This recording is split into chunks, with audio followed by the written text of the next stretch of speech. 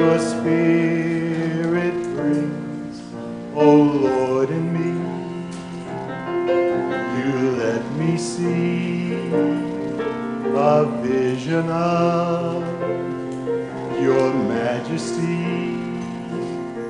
You lift me up, you carry me on your spirit wings.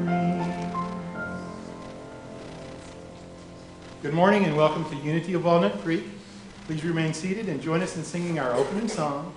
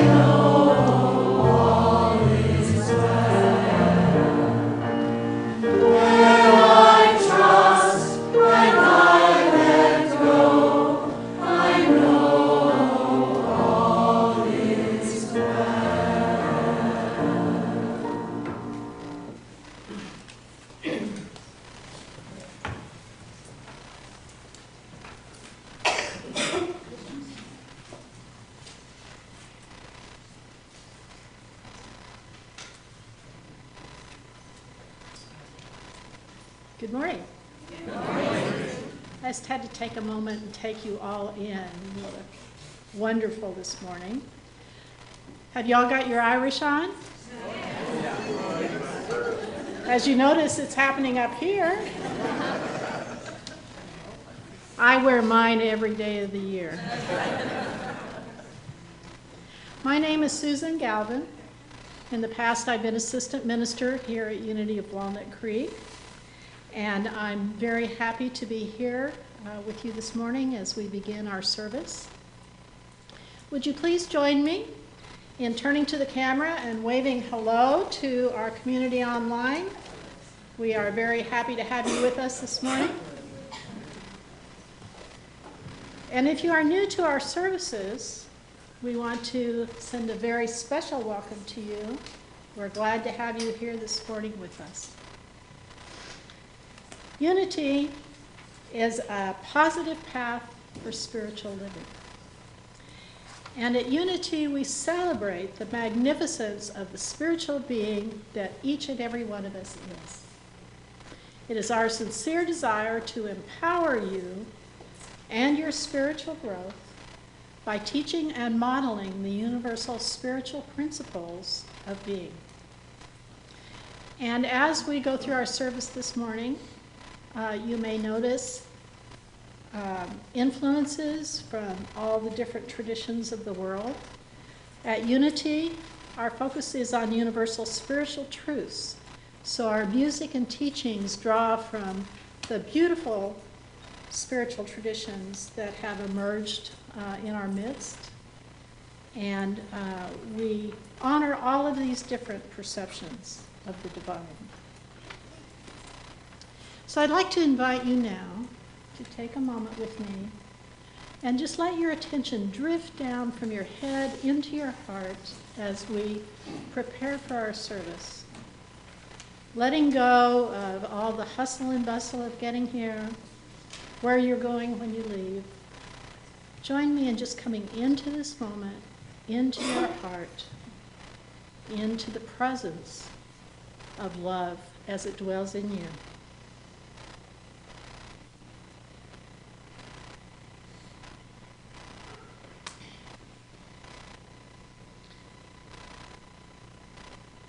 And in this peaceful moment that we share, will you join me as we say together our affirmative prayer that attunes us to this divine presence?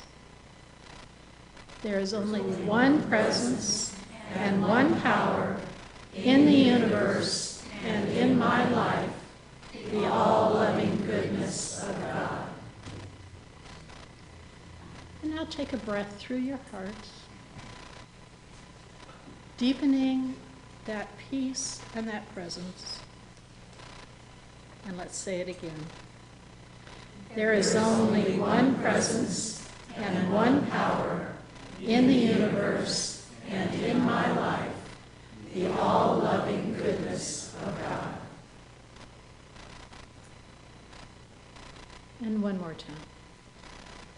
There is only one presence and one power in the universe and in my life, the all-loving goodness of God.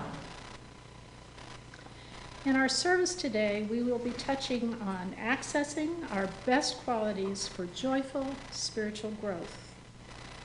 And we want to thank everyone who joined us during this past week in our spiritual focus, which was breathing love. And now it's my pleasure to introduce you to our speaker this morning.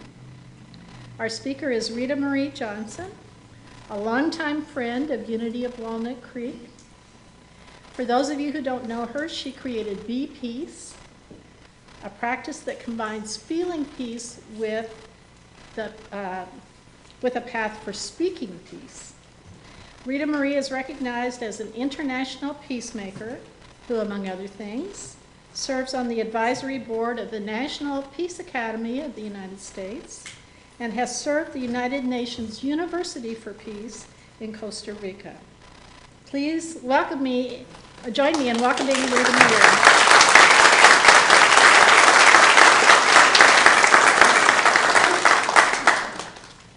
I don't know why I'm tongue-tied this morning. And to support our journey through music today, we are, believe me, you are blessed to welcome our Joyful Noise Choir.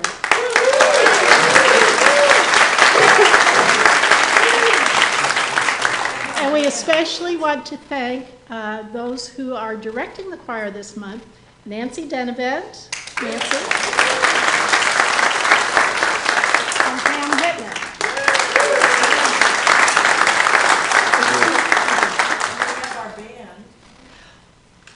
You know, it's not in the notes, but we do have a band.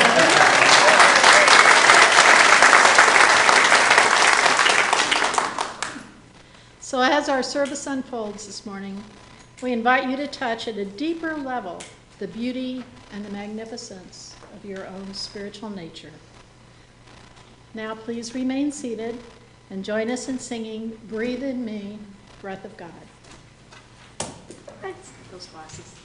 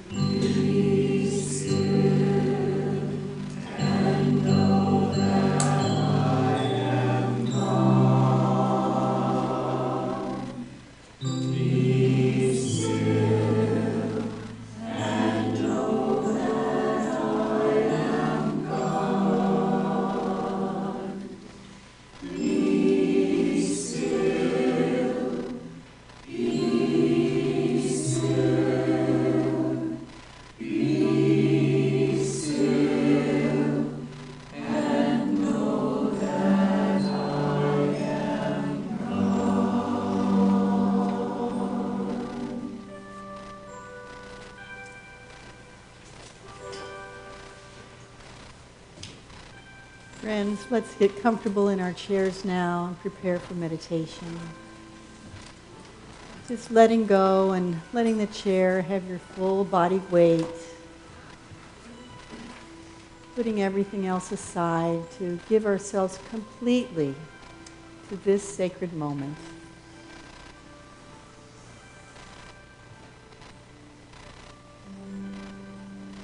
And now let's begin that journey down into our hearts, where we connect with the very heart of God.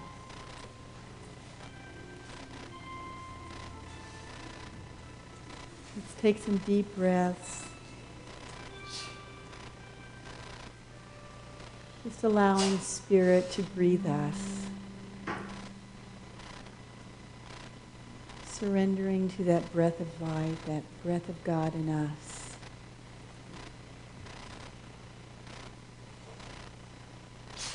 Letting the breath help us let go.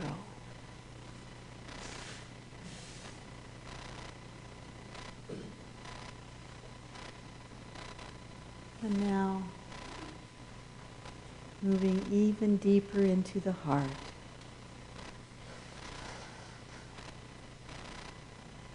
Let's begin to move into an expanded awareness of the one presence, the one power that lives right inside our hearts. There's an old song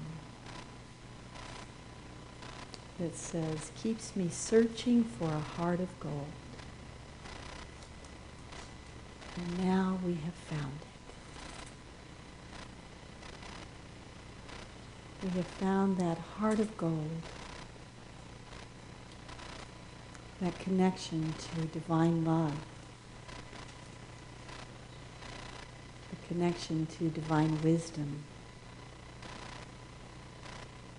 the allness, the wholeness, the infiniteness that lives in our very hearts. So as we move into that awareness, let's fill our hearts with appreciation for being able to know that allness. To be at one with the one. To live and breathe and have our being in the joy of that oneness.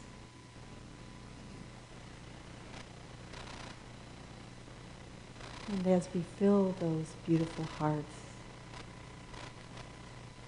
and expand them, we know they are hearts of gold, radiating that golden light, radiating wisdom, radiating the truth of your being. And as we radiate that golden light, we see it joining with the hearts in every corner of this room.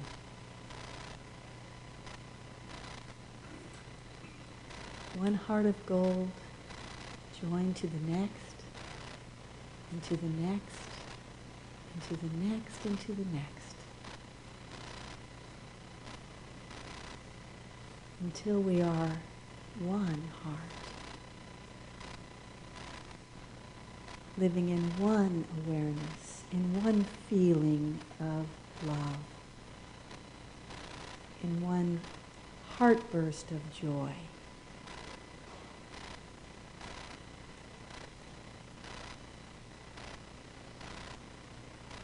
We are a heart of gold.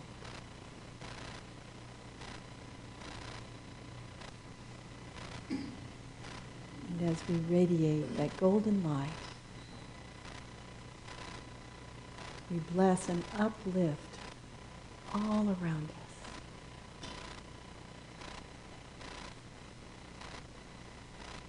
And so in that awareness, in the one heart that is beating with the rhythm of life, surging with light, encompassing all of us, leaving no one out. Let us now go into the silence and breathe in rhythm with the beating of our golden hearts. In the silence.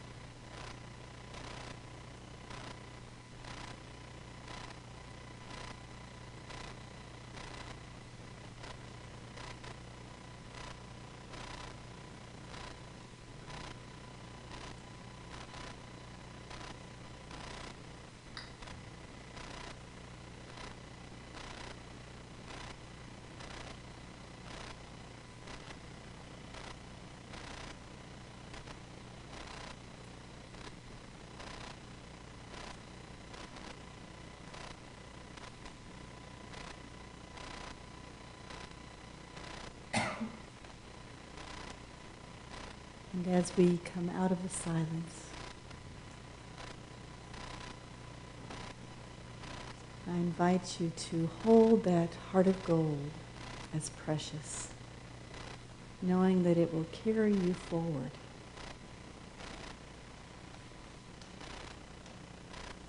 Moving you out into the world with love and with grace. And I invite you to open your eyes and just connect around the room as you feel comfortable.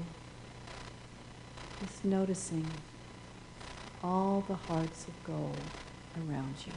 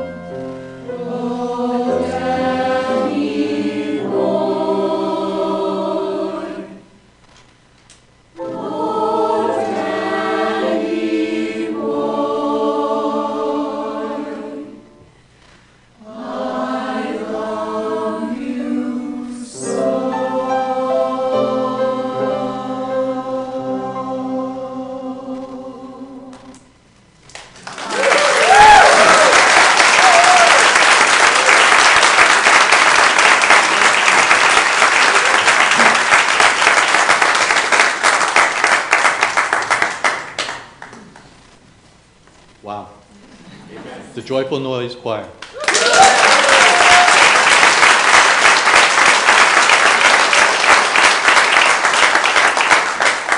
And Mr. Chip Dunavant as Danny Boy.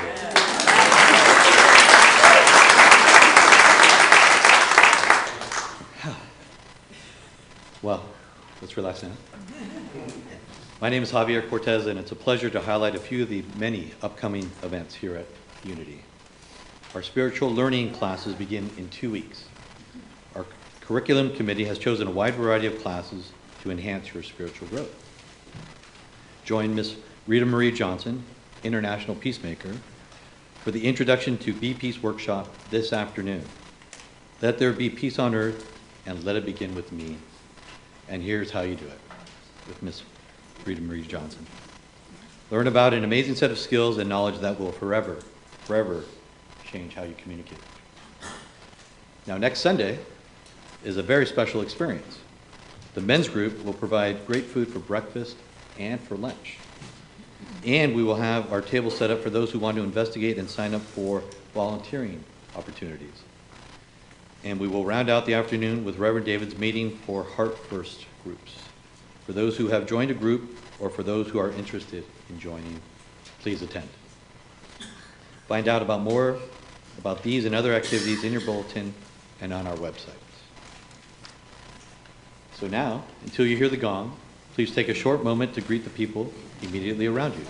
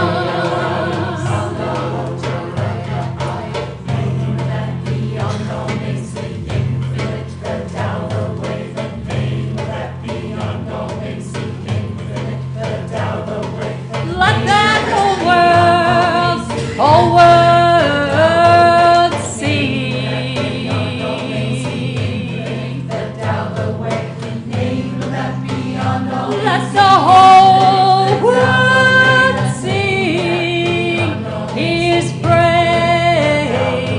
Amazing, amazing grace.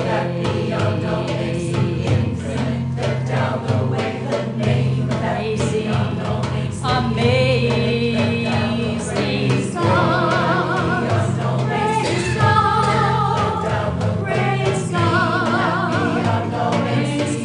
let that whole world sing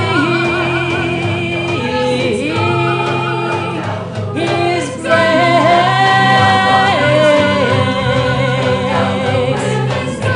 Let the whole world, that whole world, sing His praise.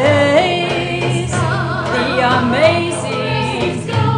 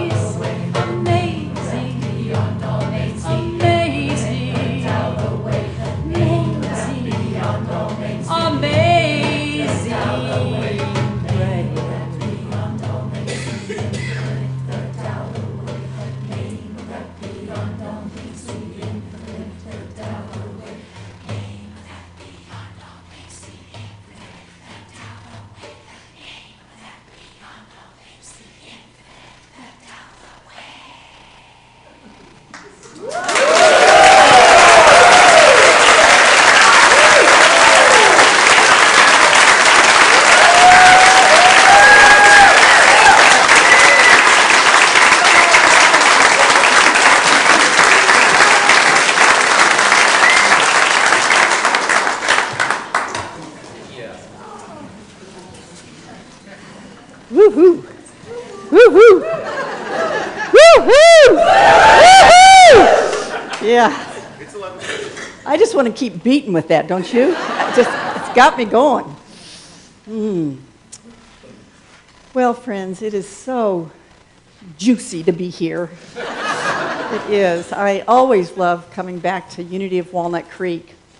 And as I've been experiencing you again this morning, I just have felt so welcomed. And the reason I believe I felt so welcomed is that you all know how to connect to each other. You know, it is rare that I'm in groups where I sense there is such emotional safety and such caring and such connection at a deep level. We know everybody is connected, but not everybody knows they're connected and knows how to act on it. You understand what I'm saying? And it's juicy when you get it. So I'm just delighted to be here and so grateful to Reverend David, who is really the greatest supporter of my work in the Unity Movement. He has been hugely supportive over more than 10 years. And I just want to say thank you, David. I hope you're watching. Yeah. So I'd like to begin, friends, with a question this morning. You know, as we walk down our spiritual paths, we travel down these paths of life, I'm wondering if sometimes you've gotten stuck. Has anybody ever gotten stuck on their spiritual path? Yeah. So I'm guessing that in those moments when you were stuck, that you might have noticed some old, irrational reactions coming up. Or maybe you just felt like you were floundering instead of following your heart. Or maybe you just felt bored. Anybody felt bored sometimes spiritually? Yeah. Well, I imagine we've all been there at one time or another. I certainly have. And when I looked back over my life years ago and looked at my spiritual growth pattern, I could see that there were some pretty long periods where I was stuck.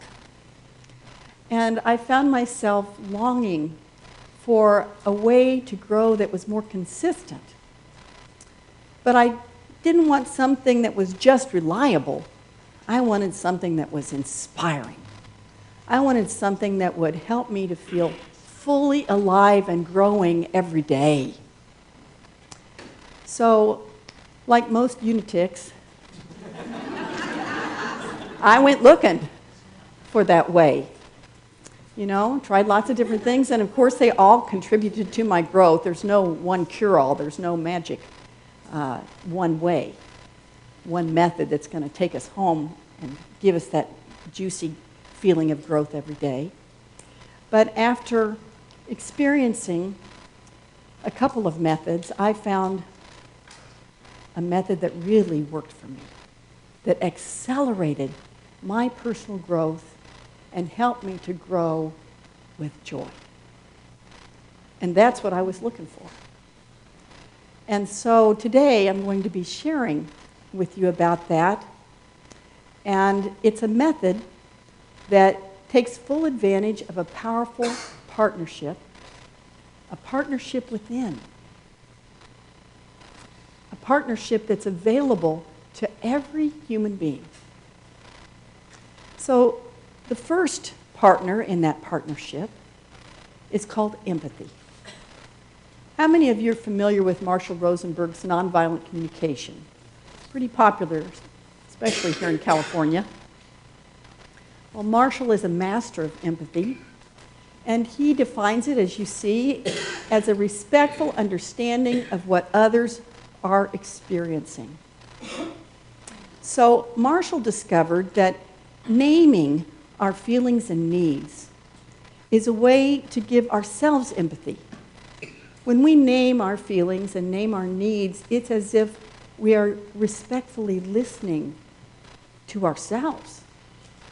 And then when we guess the feelings and the needs of someone else, we're giving them empathy. We're putting ourselves in their shoes, not diagnosing them or analyzing them or fixing them, just respectfully guessing what's going on, what feelings and needs are going on inside you right now.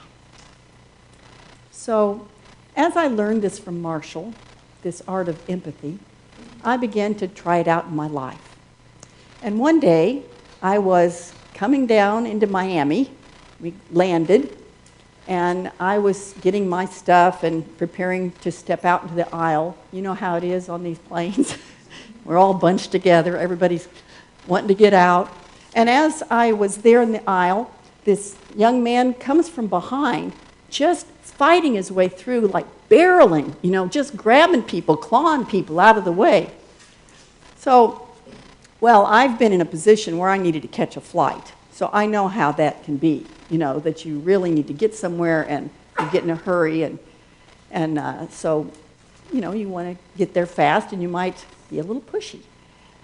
At the same time that I sort of understood what might be going on for him, I noticed I was triggered. I noticed I felt annoyed, so now I'm starting my self-empathy. That's what I did that day. I felt annoyed, irritated, because I value respect and I value communication, knowing what's happening. And so I then felt less charge on this event.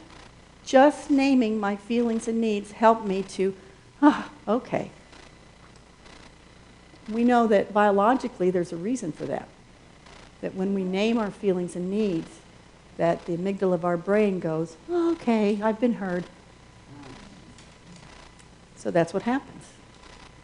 So as it turns out, I got off the plane and I ended up next to this young man in the long customs line. And so there I was, and I'd been practicing this empathy. And so I thought, well, I'm going to give him some empathy. I'm just going to give it a try. So I said to him, are you feeling stressed because you need to get somewhere fast? And his mouth kind of dropped. And he said, oh, he said, I've been so rude. He said, I'm so sorry. He said, my wife is about to have our baby any minute, and I can't control myself. You know, I'm just out of control because I just have to have some way to get home faster. Well.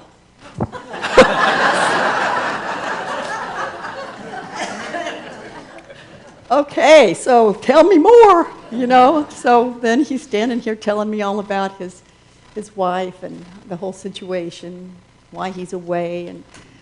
And so by the time we ended the conversation, we were deeply connected. And he says to me, "You remind me so much of my mother." And so I am so glad that I didn't settle for being annoyed. And the only reason I didn't is Marshall Rosenberg taught me how. That was the only thing that made the difference, is I knew how, you see. I never would have known how to give empathy in the past. And so whatever's coming at us in life, empathy helps us to process it in such a way we can give ourselves empathy and we can give the other person empathy, and then we're able to make life-affirming choices that move us forward, you see. I felt like I'd really moved forward with this young man. So now the second partner in this partnership is insight. Insight. So I know that Reverend David has been teaching you all about heart math forever, but especially in the last month. Is that right? Is there anyone here today who does not know the concept of coherence? I really would like to know, because, okay, I'll say a little more about it then. So Reverend David teaches heart-brain coherence. It's getting our hearts and our brains to work together. And the way that we get there is really very simple, that we go down into these beautiful hearts, focusing down, and then we breathe deeply and rhythmically down in the heart. And then we feel appreciation for something that's easy for us, like I use my dog Millie. And in generating that feeling of appreciation, the heart has the power to pull the brain into physiological coherence. And when we're in that state, we are at our very best. We are able to make better decisions, solve problems easier, we're more intuitive, we're more creative, we're even more athletically graceful. We're at our very best because when we're coherent, everything in us is in alignment. We're in sync. We're in the flow, you could say. So what happens when we're in that state of coherence is that we're able to tap our best intelligence, aren't we?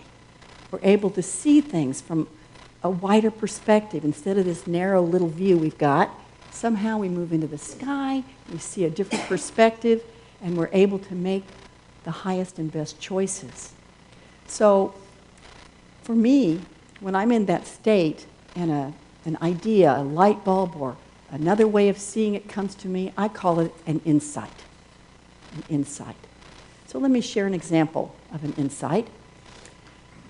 About 2 years ago, I was having a horrible health challenge. And part of it was that I couldn't breathe out of the left side of my nose for about a year. And it was very uncomfortable, just struggling with it all the time to be able to breathe out of the left side of my nose. And so I went to doctors, and they gave me steroids, and then I'd get off that, and then I'd have it again. And just never could get it resolved, and I went on the internet, of course. And I looked at every home remedy that I could for fixing this problem. Well, finally I said, you know what you haven't done? You haven't really asked your heart about this. What is it I really need to do? Am I doing something wrong? What's causing this? What do I need to do? So I decided to go into coherence, and I listened for my insight, and I was never more surprised than I was at this one. My heart said, stand on your head. Sure. Stand on your head. Well, I hadn't stood on my head in about 40 years. But somewhere there was a memory of being able to do it. So you know, I act on my insights.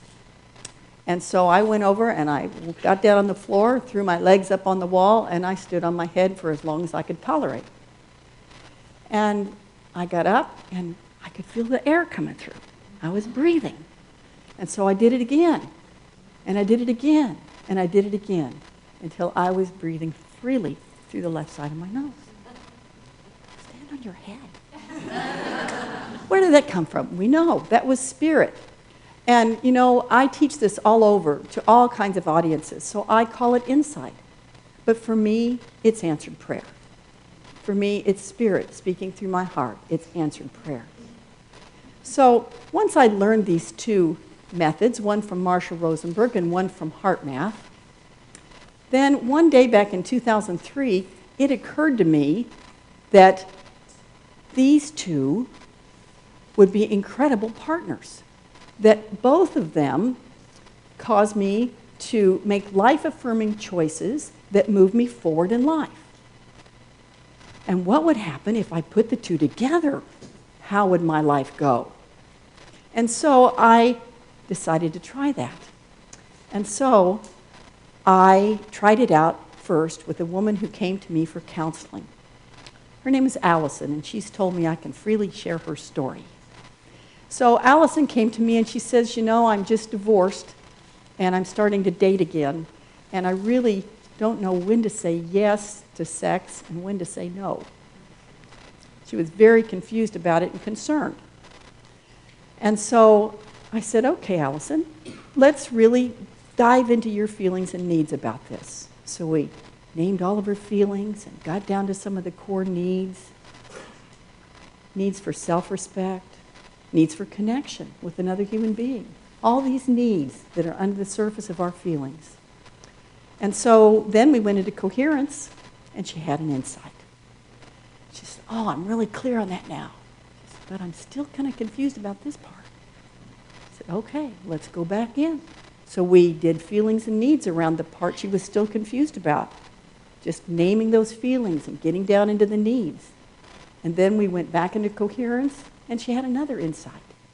And when she walked out of my office, she was a confident young woman who knew exactly what she was going to do in this situation to take care of herself and also connect with another human being. So since that time, I've been using it in my life and in teaching it to others. Now, over time, I realized that there was more to know about this partnership between empathy and insight. I realized that, as you see on the screen, insight needs empathy to keep it humble. Why? Because I know that I know. You know, we can be very arrogant in our knowing. We need empathy to keep that insight humble. And on the other hand, empathy can drift down into misery. If we get too identified with our own pain or someone else's pain, then we can sink into misery. Instead of just having feelings and needs, we become feelings and needs, and it's all that we are. So empathy needs insight, needs the creativity, the awareness of insight to lift it up.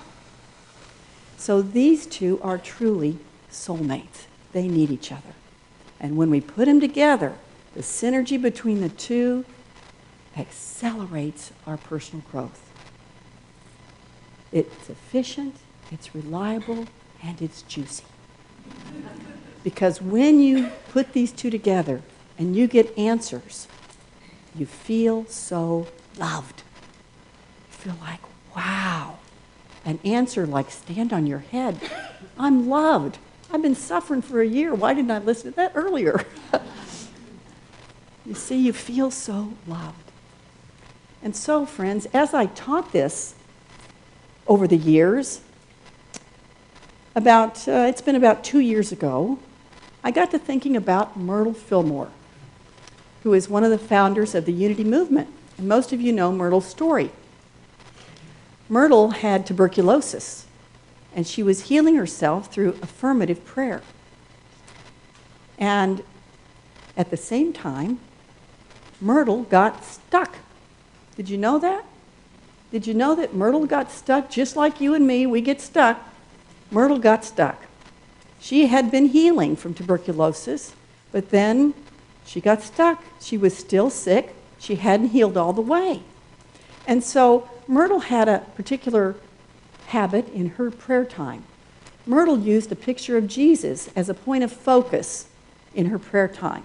So she would talk to this picture of Jesus, and in this particular moment of her life, what she did was tell Jesus what was going on, how frustrated she was, that she looked at all her faults. She had like cleaned her consciousness. And what could it be that's blocking her? She was wanting clarity, and she was wanting health. So these were her needs. Her feelings and needs were poured out to this picture of Jesus. And so then we know what Myrtle's next step in her prayer routine was. What did Myrtle do? She blessed and appreciated every cell and organ of her body. She would move into this deep appreciation, praising her body and praising that it was designed for divine function.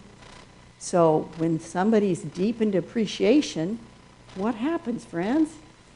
Coherence. Right. Myrtle got coherent. And then guess what? She got an insight. Right. She got an insight, or what we could also call answered prayer. And the insight that came to her was kind of strange, kind of like stand on your head. The insight that came to her was, look among your virtues for the block. She was asking, where am I blocked? Spirit said, look among your virtues. So let me read what Myrtle said about that.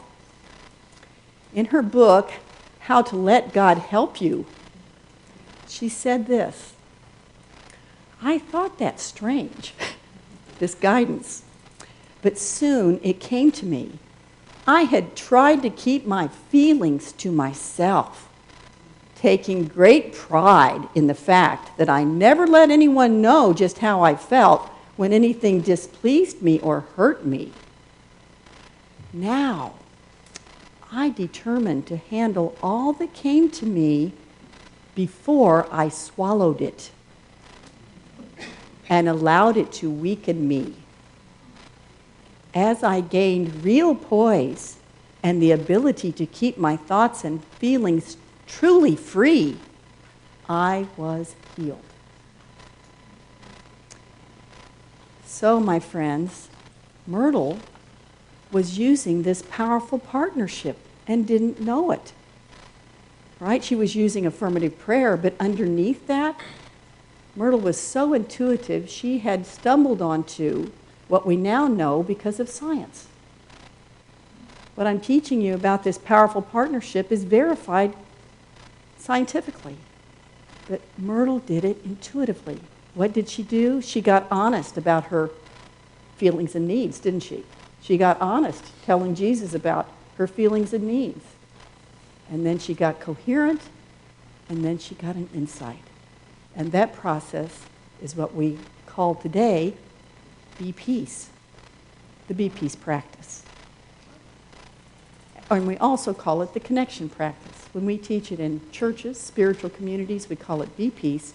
And when we teach it in schools, universities, and businesses, it's called the connection practice, because it's about connecting to myself, to you, and to Spirit. And so, friends, Myrtle was a model of this. Isn't that wonderful? Myrtle was doing Be Peace. And you know what? Jesus had a profound understanding of this as well. Do you remember when Jesus raised Lazarus from the dead? You all know this story from the Bible? I'm going to read to you what it says in John about that. It says, Mary was crying because Lazarus was dead. At the sight of her tears, Jesus said in great distress with a sigh that came straight from the heart, "Where have you put him?" They said, "Lord, come and see." And then it says, Jesus wept. Jesus wept. So we know that as he's surrounded by all of his friends who are mourning Lazarus, and Lazarus was dear to him, that he had empathy for their mourning, for their sadness. Jesus wept. And at the same time, Jesus had an insight. After weeping, then he said to all those around, he said, but this event is for the glory of God. This is an opportunity to demonstrate the glory of God. And so, Lazarus, come out. And Lazarus came out. And so you see, he had both empathy and the insight that lifted everyone above that human pain. And he demonstrated the glory of God. Now, when we partner empathy and insight, we don't usually have such dramatic results. But we do have results that for me are like a little resurrection every time we use it. Jesus resurrected Lazarus, but what we can do is resurrect ourselves. We can resurrect relationships. We can resurrect whole groups of people, can't we?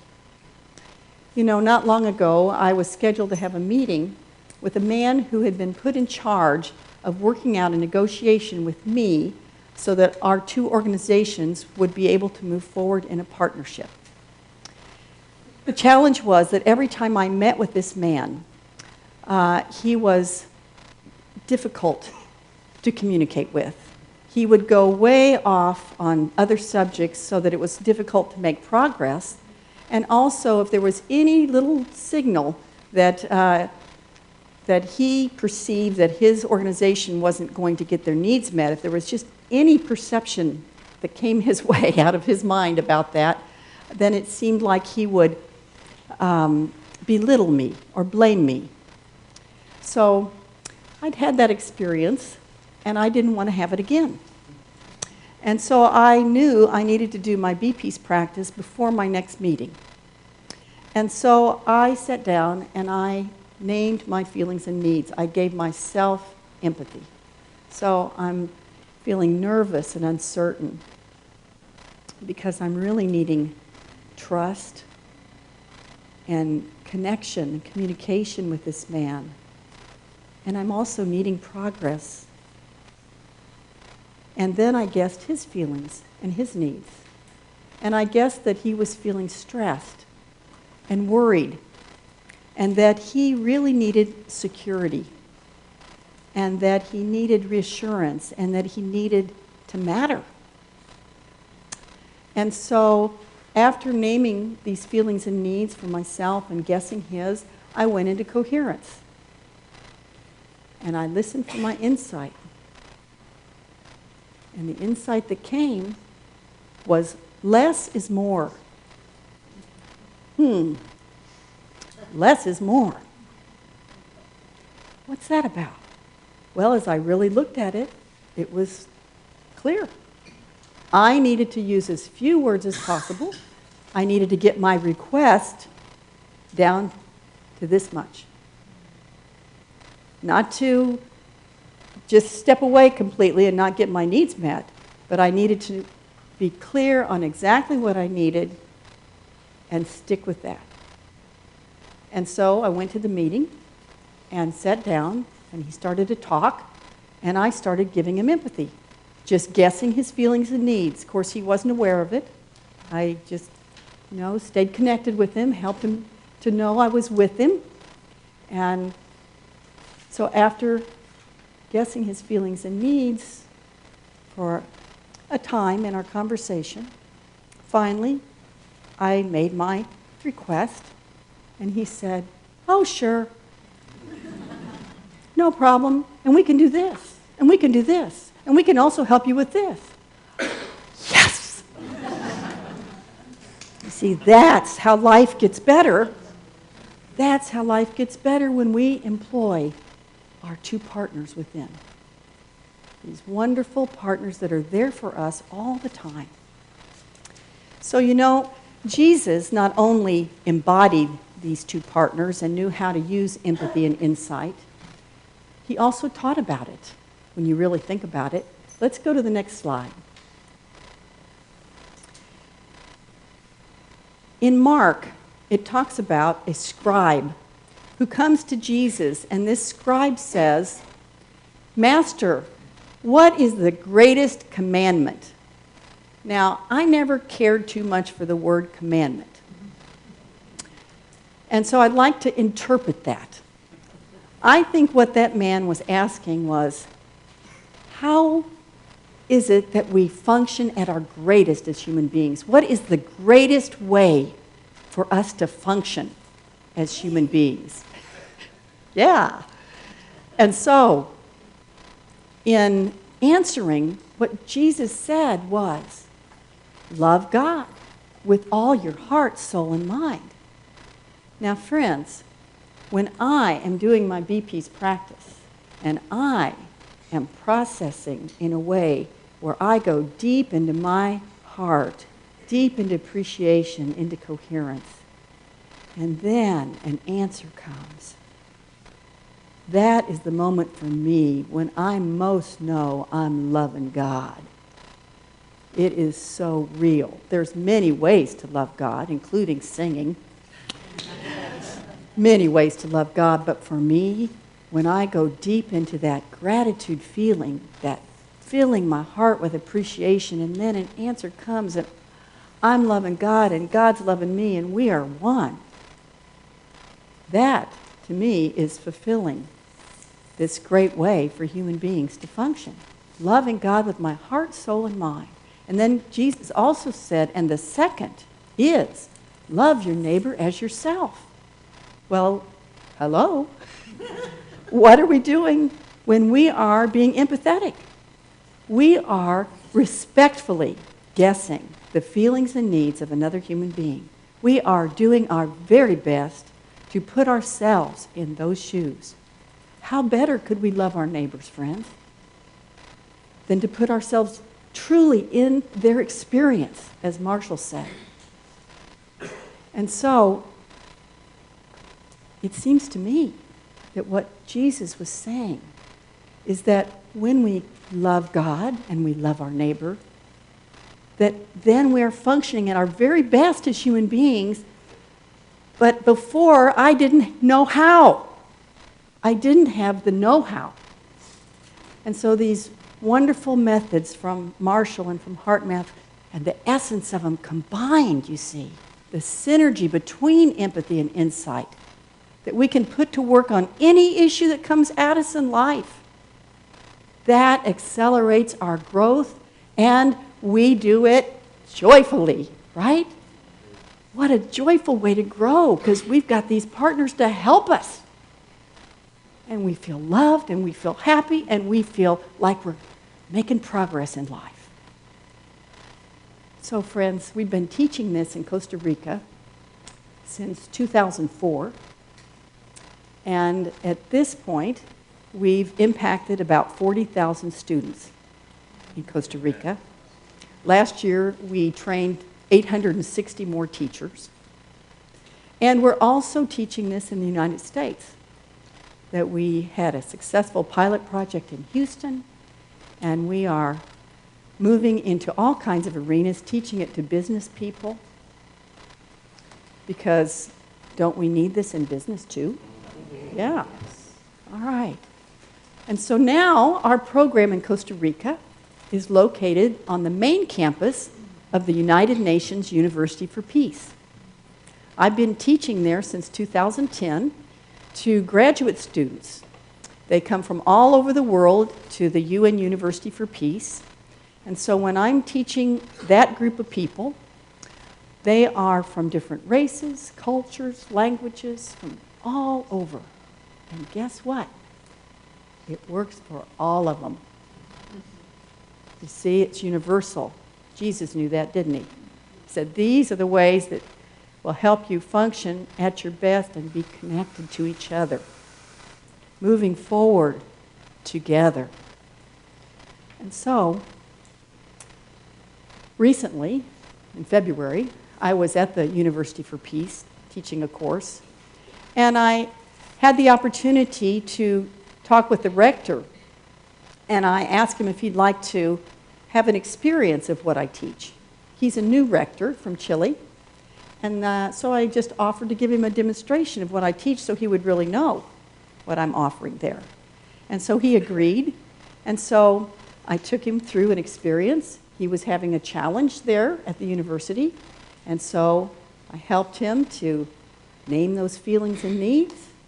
And then we guessed the feelings and needs of the other people involved in that situation. Then I had taught him how to get coherent, so we moved together into coherence. And then he opened his eyes and he had an insight. Friends, our leaders need this, don't they? So a new step in our vision has just emerged in the last 2 weeks, and that is a vision to have the building that's going to be ours. We're in the process of having our own building on the campus, and that building can be an institute for diplomacy so that world leaders, through the language of diplomacy, can come and learn how to access their empathy, access their insight, put them together, and be able to lead for global progress. Doesn't it just make sense? So, friends, we can do this. We not only have the great words of Jesus on the 2 most important commandments, but we have know-how that we didn't have before. We have the how-to that wasn't so clear to us before. We can do this. We can embody it, we can teach it, and we can create all kinds of resurrection on our planet out of unnecessary suffering. Resurrect us out of unnecessary suffering. And when I'm here at Walnut Creek, I know it can happen because you all know this. So you are a model to the world what it means to be connected, to embody this, and to bring resurrection out of chaos. Yeah. So, friends, let's continue to make it so. Shall we? Let's make it so. Amen.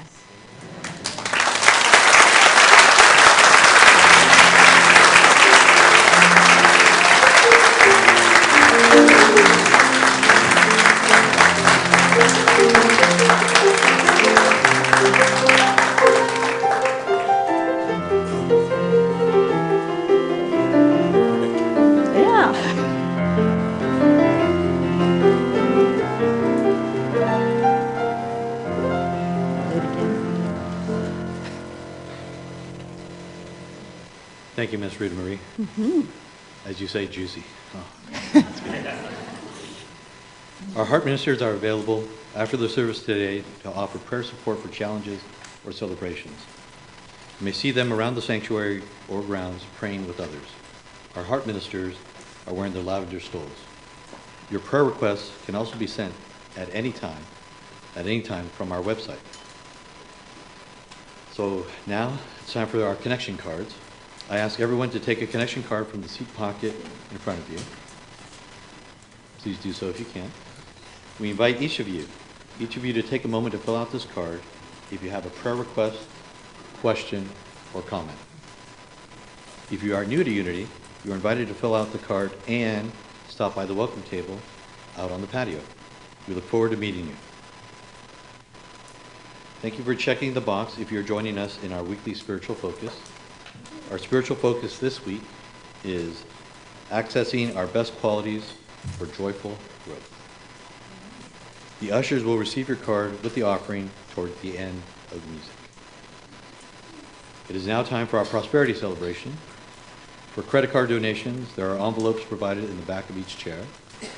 Or for those of you at home, click on the donate button on the Watch Live page. One of the great teachings of truth is the awareness that God is the source of all your good. Every blessing that fills our lives is the expression of the goodness and love of the divine. As we focus upon God as the source of all our good, we open to receive ever-expanding abundance. So I now invite you to take your tithe or offering. Be aware that God is the source of all your good. Repeat our affirmation with me together. Divine love, through me, blesses and multiplies all that I am, all that I have, all that I give, and all that I receive. And I am truly grateful.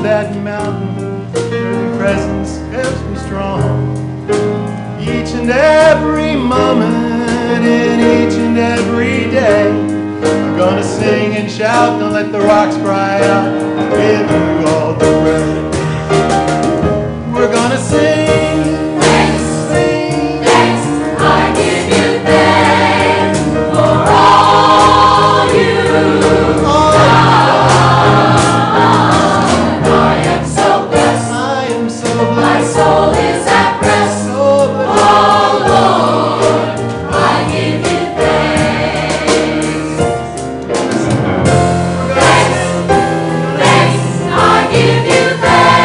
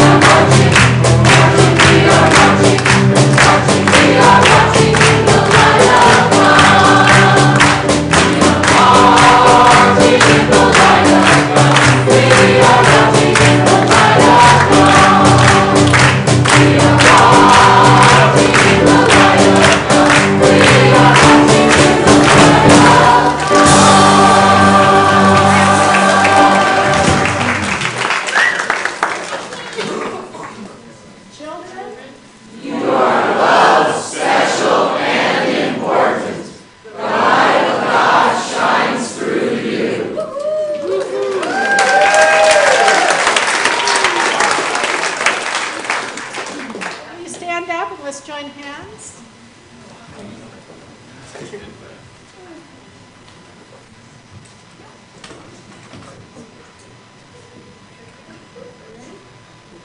Let's do our prayer of protection.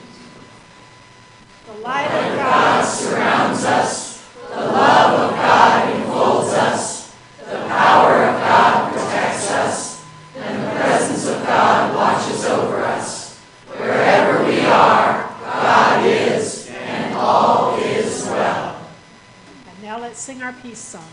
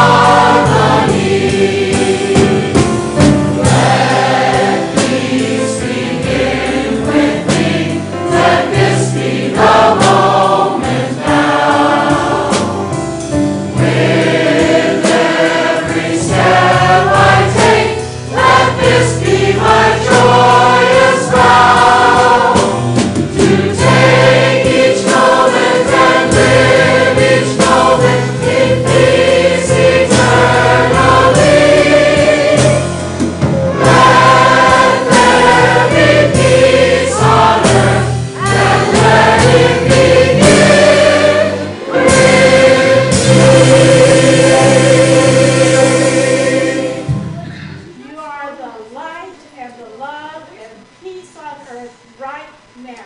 So let your light shine and